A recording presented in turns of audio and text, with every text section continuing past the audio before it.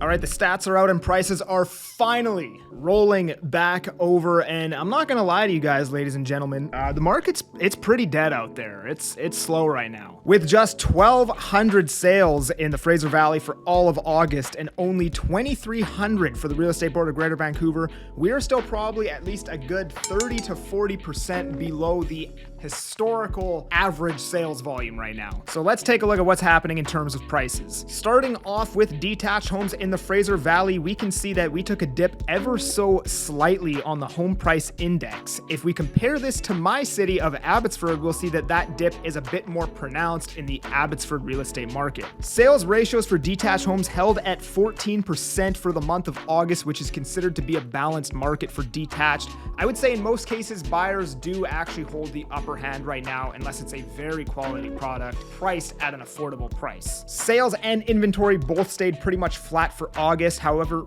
we've seen prices in detached homes come off about $50,000 to $60,000, I would say, and that's obviously really helped with sales managing to keep up with the inventory in August, because if we didn't get that price correction, you'd probably see a massive drop off in sales and a massive uptick in inventory. Now, if we look at townhomes here, prices are actually rolling over across the Fraser Valley, yet going up in Abbotsford. The sales ratios across the Fraser Valley and Abbotsford is pretty much the same for townhomes. And if we look at median sales prices, it's going to tell us that prices are going down for townhomes in all areas. And I tend to agree a lot more with the median sales price than I do the home price index in this case. And as I've said in other videos, the home price index is actually a lagging indicator.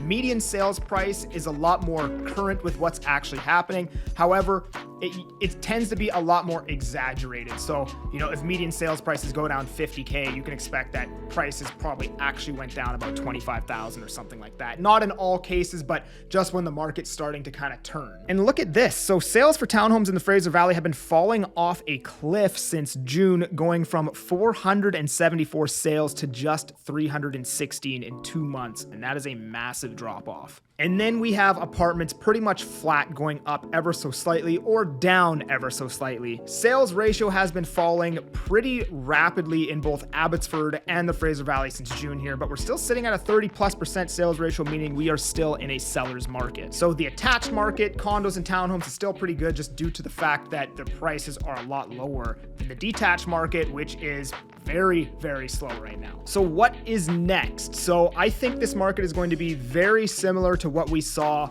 last fall, basically this time last year. I think the market's going to be really slow for the rest of the year and probably bleed. However, we may get an uptick in volume, possibly even uptick in prices in some areas and product types if fixed rates do come back down. And I was just talking to one of my brokers the other day, and supposedly we might see a 30 basis point fixed rate adjustment sometime this month. So fixed rates might come down ever so slightly, but they're still upwards of 6.3% right now. Maybe 6%ish or 6.2% for a 5-year fixed. And it's definitely going to be tough for realtors and mortgage brokers in particular. And it's just an overall slow and boring market right now. So like I don't know how many people reach out to me being like, oh, I want, a house with a suite. So 2 sources of rental income on a subdividable lot. I find that, I send it out to the 20 people who are looking for that, and I don't even get a single reply from anybody. And that's kind of the market we're in right now. It's just people are just completely disinterested with real estate. I will say this though, I am long-term, or just in general, a lot more nervous about the lack of inventory paired with immigration and what is going to happen if they drop interest rates next year. Because if the dynamic between inventory and the amount of people coming here doesn't change, if we don't get a massive spike in inventory and they are now dropping interest rates, it will pretty much guaranteed be a dumpster fire. No, we'd be back in one of those markets that's just a scorching bull market. Prices are going up every week. Everything is multiple offers. People are literally panicking. If you sell your house, you're worried about being homeless. It's not a good market to be in. And for myself, everyone always says like, oh, realtors just want the prices to go up and blah, blah, blah. And oh, you're lying. And no, I'm genuinely more nervous about prices going up. And the reason why is because I'm 29. I don't own enough real estate. I don't want to have to pay $2 million for a detached home, right? I want to buy my detached home for $1 million, and then in 10 years, hopefully it's $2 million. And I want to buy 2 or 3 detached homes.